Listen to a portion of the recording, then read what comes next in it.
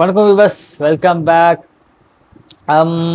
நிறைய பேர் இந்த தனுஷ் அண்ட் வெற்றிமான் காம்போல ஒரு முருகர் படம் வந்து, அப்புறம் தெலுங்குல என்டிஆர் காம்போ டேரக்டர் தெரியல, என்டிஆர் நடிப்புல ஒரு முருகர் படம் வருதுன்னு சொல்லி கேள்விப்பட்டிருக்கீங்க. ஆக்சுவலாக அந்த படத்தை போடலாம் பார்த்தேன்.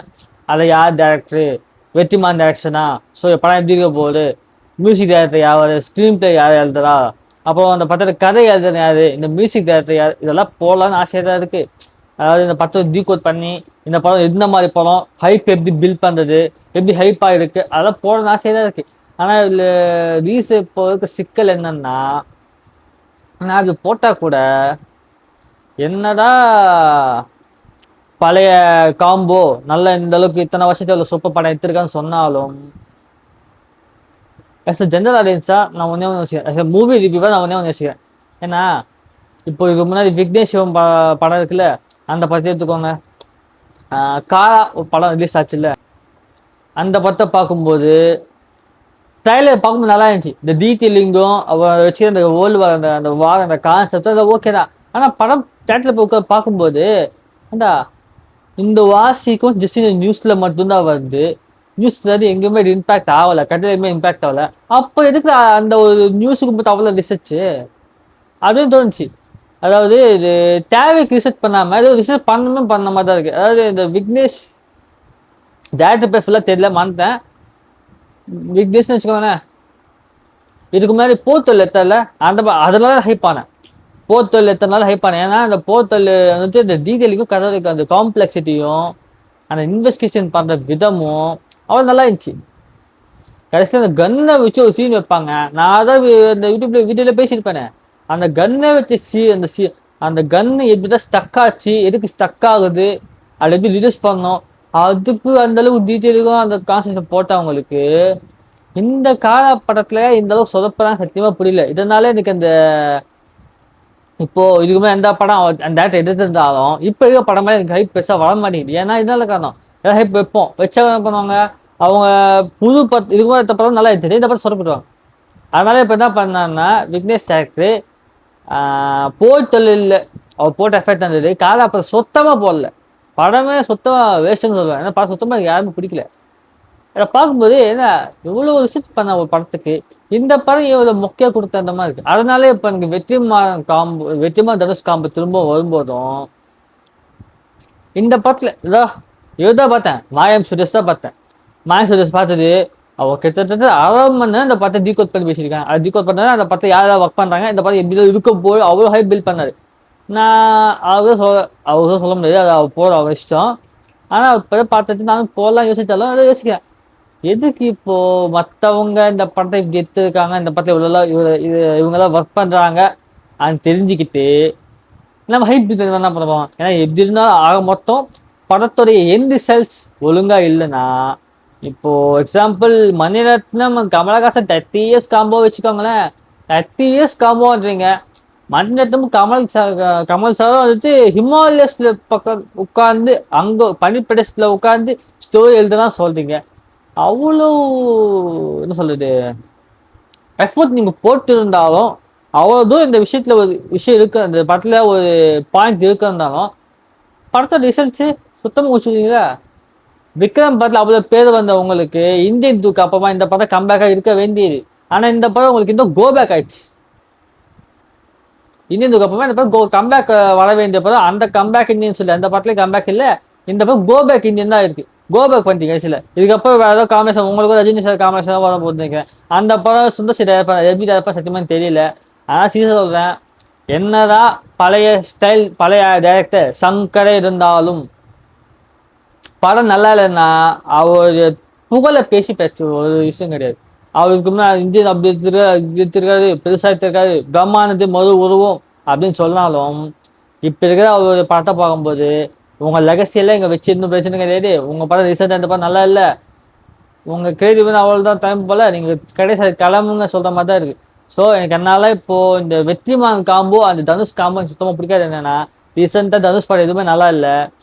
இந்த இட்லி கடை கான்செப்ட்ன்றது ஓகே, ஒரு நல்ல கான்செப்ட் தான் அது நினைச்சாலும் இந்த போய் யோசிக்க தோணுது, எதுக்கு படிக்கிற உங்க அப்பா படிக்க வைக்கிறாரு, கஷ்டப்பட்டு இட்லி சமைச்சு வித்து படிக்க வைக்கிறாரு, படிக்க வச்சோம். நீ கடைசியில் ஃபாரின் போய் அவ்வளோ பெரிய ஹோட்டலில் வேலை பார்த்து நீ புதுசாக ஹோட்டலில் ஸ்டார்ட் பண்ணியிருந்தா நீ ஊருக்கு வந்து ஒரு பெரிய ஹோட்டல் ஸ்டார்ட் பண்ணி அதில் நீ வேலை பார்த்துருந்தா ஓகே.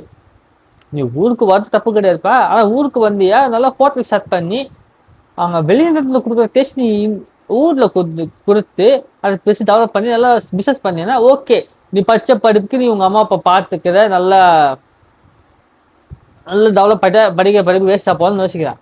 ஆனால் நீ அவ்வளோ படிச்சு அவ்வளோ வேலை பார்த்து கடைசியில் ஊருக்கு வந்து உங்கள் அப்பா தொழில் அதுவும் அவள் எப்படி பண்ண அப்படியே லாபம் பார்க்குற மைண்ட் செட் இல்லாமல் அவளோட தொழிலை அப்படியே பண்ணிடணும் அந்த காசத்தில் போகிறதுக்கு உங்கள் அப்பா அவளை படிக்க வைக்காமல் இருந்துக்கலாமே. சிம்பிள் ஸ்கூலுக்கு அனுப்பாமல் அவ்வளோ ஸ்கூலில் போய் அவ்வளோ காசு சேர்த்து வச்சுட்டு கஷ்டப்பட்டுருப்பாரு. அதெல்லாம் பண்ணாமல் சிம்பிளாக ஒன்று சின்ன வயசுல இட்லி சொல்லி கொடுத்து வளர்த்து அந்த இட்லி சொல்லி கொடுத்து வெறும் 10th மொத்தம் முடிச்சு ஒரு சின்ன எஜுகேஷனாக இருக்குல்ல அதை மொத்தம் முடிச்சு ஒன்று இட்லியிலே உட்கார வச்சுக்கலாமே. எதுக்கு உங்கள் அப்பா அவ்வளோ படிக்க வச்சாரு? இதெல்லாம் பார்க்கும்போது எஜுகேஷன் இவ்வளோ வச்சிருந்தாலும் லூசுத்தனமாக முடியறது நல்லா இல்லை. அதான் சொல்கிறேன், இந்த இட்லி கடை பார்த்து சுத்தமாக கதை நல்லா இருக்கு ஓகேதான். ஆனால் அந்த படம் வந்து சுத்தமாக எனக்கு பிடிக்கல. கதை இம்பாக்டாக இருக்குதான் ஆனால் பிடிக்கலன்றது தான் ரீசன். இந்த இட்லி கடை இப்போ வந்து அந்த காரம் அதே சீன் தான். அதனால எனக்கு வெற்றிமாறன் இந்த தனுஷ் காம்போன்றது ஹைப்பை கொடுக்க மாட்டேங்குது. பார்த்துப்போம். ஏன்னா இப்போ எல்லாரும் அந்த காந்தாரா ஒன்று ஸ்டார்ட் பண்ண ஒரு இது தெலுங்குல ஹனுமானை வச்சு அவன் ஹிட் கொடுத்துட்டான். ராஜபாலாச்சி கருப்பனை வச்சு ஒரு ஹிட் கொடுத்துட்டாரு. காந்தாரா ஒரு காடை வச்சு அவங்க ஒரு காடை வச்சு ஒரு ஹிட் கொடுத்துட்டாங்க. ஸோ இப்போ காட் கான்செப்ட் நல்லா டெவலப் ஆகும் புரிஞ்சு போய் இந்த தமிழ் தேசிய வேலையே இல்லை. ஏதோ ஒரு 1000 கூட எடுக்கிறதுக்காக எதோ பண்ணிடலாம்னு சொல்லி ஏதோ ஒன்றும் பண்ணிட்டு இருக்கு. இப்போ அதான் பண்ணிட்டு இருக்கு இல்லை. இது விக்ரம்க்கு அப்புறமா வர வேண்டிய என்ன பண்ணுறது கூலி வந்து அடிக்க வேண்டியது. கூலி பத்தில் எதிர்பார்த்தாங்க அசால்ட்டாக ஊற்றிக்கிச்சு. கூலி பத்தில் இப்போ என்ன பண்ணாங்க, ஓஹோ ஒரு ஆக்டர் வச்சா இவ்வளோ பாக்ஸ் ஆஃபீஸ் கலெக்ஷன் கிடைக்குது, இன்னொரு ஆக்டர் வச்சா ஒரு பாக்ஸ் ஆஃபீஸ் கலெக்ஷன் கிடைக்குது. ஸோ நான் 2 ஆக்டர் சேர்த்து வச்சா டபுள் பாக்ஸ் ஆஃபீஸ் கலெக்ஷன் கிடைக்கும்ல. ஏன்பா ரஜினி ஃபேன் ஆகாம கமல் ஃபேனாகவும் இருப்பான். அவனும் 10 படம் தான் 2 பக்கம் தான் போவான். இது எந்த கான்செப்ட்ல யோசிக்கிறாங்க மூவி ப்ரொடக்ஷன் டீம் சத்தியமாக புரியல. இப்போ சுந்தர்சியை வச்சு கமல்ஹாசன் ரஜினி ஒன்னா சேர்த்து படம் நீங்க படம் நல்லா எடுத்தா எந்த ஒரு அப்ஜெக்ஷன் கிடையாது. ஆனா நீங்க 1000 கோடி எடுக்கணும்னு சொல்லி மட்டுமே இந்த மாதிரி எல்லாம் கண்டமே காசை செலவு பண்ணி இந்த மாதிரி நீங்க 4-5 ஆக்டர்ஸை வச்சு படம் குவிஞ்சு தள்ள இருந்தது வேஸ்டா தான் வேஸ்ட் ஆஃப் பண்ணி. இன்னும் அந்த ஹீரோவுடைய அந்த ஒரு ஃபேமும் அந்த மூவி தீமில் அதாவது அந்த என்ன சொல்றது சன் பிக்சர்ஸ்னாலே ஏதோ படத்தை எடுத்துருவாங்க அந்த படம் மேலேயும் எஃபர்ட் போட மாட்டாங்க அந்த ஒரு கான்செப்ட் மக்கள் மத்தியில் பதிஞ்சிருச்சுன்னா அப்போ உங்க படத்தோடைய அந்த ஒரு நான் ரஜினி மொத்தல பெரிய டாம் க்ரூஸே போட்டாலும் ஃபர்ஸ்டே கேரக்டர் கம்மியாச்சு தான் மொத்தமும் முடிஞ்சிச்சு. அதுக்கப்புறம் அந்த நம்பிக்கை பில் பண்ணுறது ரொம்ப கஷ்டம். அதான் சொல்லிக்கிறேன். இப்போ வரைக்கும் இந்த வெற்றிமாறன் தனுஷ் காமல் அந்த அளவுக்கு எதுவும் ஈடுபாடு சொல்லப்போனா தெலுங்குல என்டிஆர் முருக படம் இருக்கிற அந்த அளவுக்கு ஒன்றும் இன்ட்ரெஸ்ட் கிடையாது. ஏன்னா அவர் தேவர் எந்த லட்சத்துல இருக்குன்னு தெரிஞ்சுதான் நான் பார்க்குறேன். என்னடா அவர் பெரிய ஆக்டரா நல்ல ஆக்டரா இருந்தாலும் ஒரு ராஜமௌழி கை வைக்கிற மாதிரி ஒரு சுகுமார் கை வைக்கிற மாதிரி தமிழ் அத்திலி வேற யாருக்கா எனர்ஜி சூப்பர் யாரும் தெரிஞ்ச மாதிரி இல்லை. தமிழ் அத்திலி அங்கே சுகுமார் ராஜமௌழி இவங்க கை வச்சு படம் பண்ற அந்த ஹைப் பில் பண்ற மாதிரி எந்த டேரக்டரும் எந்த ஆக்டரும் ஹைப்பை பில் பண்ண முடியாது. சொல்ல போனா தமிழ்ல லோகேஷ் கண்ணா நல்ல டேரக்டர் தான். நீங்க லோகேஷ் கண்ணா கூலியில ரொம்ப சுத்தமா எஃபர்ட்டோ போடல. லோகேஷ் கண்ணாஜி அவர் அவ்வளோ ஸ்பீச் பேசியிருக்காரு. ஆனா படம் பார்க்கும்போது தெரியுது அவருக்கு ப்ரெஷர் அதிகமா இருந்திருக்கு தவிர மெயின்ல ஒரு கிரியேட்டிவ் மைண்ட் இல்லைப்பா. அவருக்கு டைம் கொடுங்க ரைசிஞ்சி. நான் ஸ்டார்டிங் வீடியோவில் இந்த துரந்தர படம் எப்படி 1000 கூட வச்சுட்டு இருக்க வீடியோ போட்டிருப்பேன்.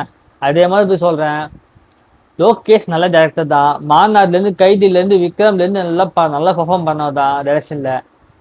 அந்த படத்தில் இந்த விக்ரம் பார்த்து தமிழ் படத்தில் முதல் தடவை எனக்கு தமிழ் படத்தில் முதல் தடவை எனக்கு ஒரு ஆக்ஷன் படம் பிடிச்சிருக்குன்னா அது விக்ரம் மட்டும்தான். எந்த படமும் ஆக்ஷனில் எந்த படம் பிடிக்காது. ஏன்னா அந்த கொரியோகிராஃப் அவ்வளோ சூப்பராக இருக்கும்.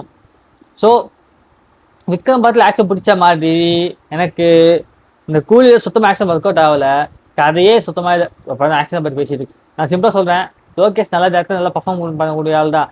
ஆனால் அவருக்கு கொஞ்சம் டைம் கொடுத்து கிரியேட்டிவ் மாதிரி யோசிச்சு வச்சா நல்லாயிருக்கும். ஏன்னா இப்போ துரந்த படம் டேரக்டர் இல்லை 2 படம் எடுத்துட்டாரு. அவ்வளோ வருஷம் தவம் பண்ணி படத்தை எடுத்துருக்காரு. 2 படம் அசால்ட்டா 1000 கொண்டு வச்சு அவன் ஹிந்தியில் ரெக்கார்ட் எடுத்துட்டு இருக்கான். சிங்கிள் 2000 2 1000 கோடி படம் ஷாருக் கான். அப்புறமா 2000 ஒரு மொதல் படம் அவங்க வந்து தங்கல் தான் இருக்கு. அதுக்கப்புறமா ஒரே ஆக்டரை வச்சு ஃபர்ஸ்ட் பார்ட் செகண்ட் பார்த்தும் 1000 கோடி எடுத்த ரெக்கார்டு அவங்க தான் இருக்கு. அவங்க அசால்ட்டா ரெக்கார்டை பிரேக் பண்ணிட்டு போயிட்டு இருக்காங்க. இப்போ இந்த துரந்தர் 6 வருஷத்துக்கு எடுத்துருக்காரா. எடுத்துட்டா என்ன பண்ணதுமா பிரேக் எடுத்துட்டாரு. திரும்ப இந்த படம் கமிட்டா இல்லை எத்தனை பிரேக் போயிட்டாரு. பிரேக் பண்ணாத ஜாலியாக ட்ரிப்பு அது என்ஜாய் பண்ணிருக்காரு. என்னாச்சு மைண்ட் ஃப்ரீ பண்ணுங்க. ஃப்ரீ பண்ணிட்டு டக்குனு எங்க ஐடியா கிடைக்கும். இந்த மாதிரி மைண்ட் ஃப்ரீ பண்ணி டக்குனு மைண்ட் யோசிக்கும். டக்கு ஐடியா ஒரு கதையை தான் இருந்துப்பாரு. எழுதுனானா அப்போ நல்ல படம் வரும். ஸோ நான் என்ன சொல்றேன்னா, நீங்க லோகேஷ் வச்சு கண்டிப்பா படம் 1000 கோடி அடிக்கும். ஆனா அதுக்கு நீங்க அவருக்கு நல்ல ஃபுல் டைம் கொடுக்கணும். நிறைய பேர் சொல்லுவீங்க லோகேஷ் டைம் கொடுத்தாங்க அதனால அவர் யூஸ் பண்ண சொல்லி. நான் யோசிக்கவே மாட்டேன். ஏன்னா அவர் கிட்டத்தட்ட 1.5 வருஷத்துல படத்தை ரிலீஸ் பண்றாரு. அது நல்ல டைம் கிடையாது. மினிமம் ஒரு நல்ல 1000 கோடி படம் கொடுக்கறதுக்கு மினிமம் ஒரு 2-3 இயர்ஸ் ஆகும். 2-3 இயர்ஸ் ஏதோ ராஜமௌழி தான் பண்றாரு. 2027 வந்து சொன்னாங்க. இப்ப 2026 இன்னும் அந்த ஷூட்டிங்கே முடியல. அவ்வளவுதான் தவம் பண்றாங்க ஒரு படத்துக்கு அவரு ராஜமௌழி. அத்திலே அப்படித்தானே கடைசி பிகில் எடுத்தானே. பிகில் எடுத்துட்டு ஜவான் எப்போ வந்து பாருங்க டைமிங். ஸோ அவங்க யோசிக்கிறாங்க நம்ம எந்த ஸ்டைல் எடுக்கிறோம், எந்த ஆடியன்ஸ்க்கு எடுக்கிறோம் சொல்லி யோசிச்சு அவங்களுக்கு எப்படி பிடிக்கும். சுகுமார் அப்படி தானே. புஷ்பா 19ல வந்துச்சு, 22ல வருது பார்ட் 2. அதுவும் அதே மாதிரி தான்.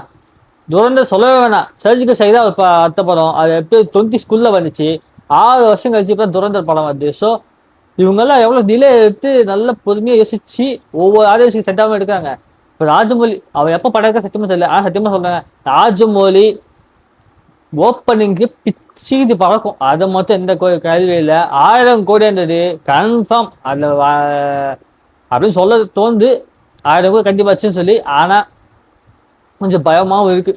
அவர் எடுத்து ஆனால் ஒரு பக்கம் நம்பிக்கை இருக்கு. ராஜமௌழி ஏமாற்ற மாட்டாரு. அவர் டைம் எடுத்து நான் பேர் சொல்றேன். ராஜமௌழிக்கும் சரி அட்லீஸ்ட் சரி இந்த 1000 கோடி எனக்கு எடுக்கிற எல்லா டேரக்டரும் ஒன்னே சொல்லிக்கிறேன்.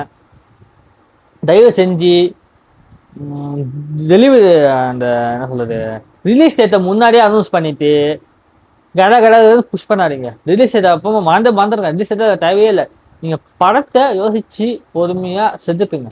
அதுக்கப்புறமா ஓகே படம் திருப்தியா இருக்கா, உங்களை சாட்டிஸ்ஃபைடா, ஆடி நல்லா கவர் பண்ணுமா, நீங்க எவ்வளவு டைம் எடுத்து வேஸ்டா போறியா, அப்போ பொறுமையா ரிலீஸ் டேட் அனௌன்ஸ் பண்ணி ப்ரொமோஷன் பண்ணி ரிலீஸ் பண்ணுங்க. படம் கண்டிப்பா ஓடும். நான் எப்படின்னு சொல்றேன், வெற்றிமாறன் நல்ல டேரக்டர் தான். ஒப்பா சொல்றேன். கிரவுண்ட் படத்துக்கு இல்லையா அவர் இப்போ ரொம்ப பிடிச்ச படம் அசுரன்னு. அந்த படம் பிடிச்ச மாதிரி தெரியல. தனுஷ் படத்துக்கு பிடிச்ச அசுரன் மட்டும்தான். ஏன்னா இந்த ரீசன் அசுரனே வடச்சென்னை அதை மறந்தேன் பாருங்க. வடசென்னை மறந்தேன். அசுரன் வடச்சென்னை இது ரெண்டும் சூப்பர் பிடிச்சது. அசுரனை விட ஒரு படி அதிகமாக எனக்கு வடச்சென்னை பிடிக்கும். அந்த அளவுக்கு அந்த ஸ்டோரி ரைட்டிங் இருக்கும். ஆனால் ரீசெண்டாக வந்த வெற்றிமாறன் படம் எதுவும் சுத்தமாக பிடிக்கல. இந்த தனுஷ் அந்த வெற்றிமாறன் காம்போவே பேச நம்பிக்கை இல்லை. வரட்டும் ட்ரைலர் வந்ததுக்கு அப்புறமா நம்ம முடிவு பண்ணிப்போம். ஏன்னா இதே மாதிரி தான் ஆடிஷி படமும் சொதப்பிச்சு. அவ்வளோ பெரிய டேரக்டர் சொதப்பிட பார்த்தேன்.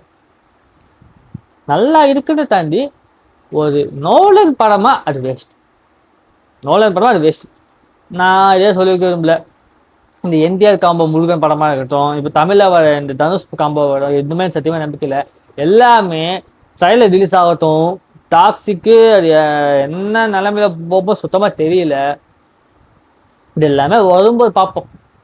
டாக்ஸிக் ரிலீஸ் ஆக அடுத்த மாதம் இந்த மாதம் எப்போ டேட் அதை பார்த்தா கணக்கு தான் ஊற்று. ஏன்னா லேடிஸ் சுத்தமாக செத்து போச்சு. பாட்டு பார்த்தேன் கீராஜ்பான் கூட. ஏன் பாகரை தூக்கிவா வச்சு சம்பவம் சரி, பாகரை தூக்கிதான் வச்சு சம்பவம் சரி. அந்த அம்மா அந்த பாகத்தை வந்து சம்பவம் செஞ்சே வச்சிருக்கியா? ஏன்னா பாகம் லவ் பண்ணி எதுவுமே தெரியல. பொண்ணை பார்க்கலாம் அப்படி தூக்கிட்டு போயிடறான், பொண்ணை பார்க்க அப்படி தூக்கிட்டு போயிடறான். என்னையா இது? அட்லீஸ்ட் பாட்டில் எங்க வயசு பாட்டில் ஃபுல்லாக ரொமான்ஸ் தான் இருக்கு. டாக்ஸிக் ரொமான்ஸு லேடிஸ் ஃபுல்லாக டாக்ஸிக்கு. இது என்ன நிலைமைன்னு தெரியுமா தெரியல. தட்ஸ் ஆல் மக்களே. இந்த இதுதான் இந்த படத்தோட என்ன கமெண்ட் என்னன்னா, இந்த படமே எனக்கு எந்த ஒரு ஹைப்பும் பில்ட் ஆகலை. படம் அனௌன்ஸ் பண்ணி வந்தவொடனே மாயம் சுட்டேஸ் மாதிரி இந்த படத்தில் அவர் ஒர்க் பண்ணுறாரு இவர் ஒர்க் பண்ணுறாரு இதெல்லாம் சொல்லிக்கிட்டு உங்க ஹைப் பில்ட் பண்ண விரும்பல.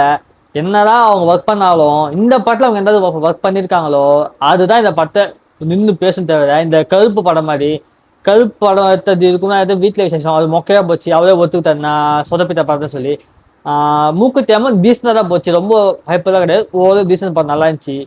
இந்த படத்தில் ஒரு ஹைப் இல்லாமல் பார்த்தேன், இருந்தாலும் டபுள் த ஹைப்பாக ஃபீல் பண்ணிச்சு. தவிர ஐப்போ டிசப்பாயின்ட் பண்ணல, நல்லா இருந்துச்சு கருப்பு படம். இதே நான் சொல்லிக்கிறேன், இந்த போஸ்டரை பார்த்துட்டோ கிளிம்ஸோ டீசரோ ட்ரைலரோ, அதாவது அவங்க எந்த மாதிரி காட்டியிருக்காங்க அதை வச்சு படம் ஓடுமோ காட்டிடலாம். ஆனால் ஜஸ்ட் அனௌன்ஸ்மெண்ட்டை வச்சுக்கிட்டு மட்டுமே நம்ம படத்தை ரொம்ப பெருமை பேசுறது வந்து வேஸ்ட் ஆஃப் டைம் தான். That's all guys. இந்த வீடியோ உங்களுக்கு பிடிச்சிருந்தா லைக் ஷேர் சப்ஸ்கிரைப் பண்ணுங்க. அப்படியே உங்கள் ஃபேமிலிக்கு ஷேர் பண்ணிட்டு, உங்களுக்கு வேறு ஏதாவது படத்தை பற்றி பேசணும்னா கீழே கமெண்ட் பண்ணுங்க, நான் கண்டிப்பாக போடுறேன். அதை தாண்டி உங்களை அடுத்த வீடியோ சந்திக்கிறோம். குட் பாய்.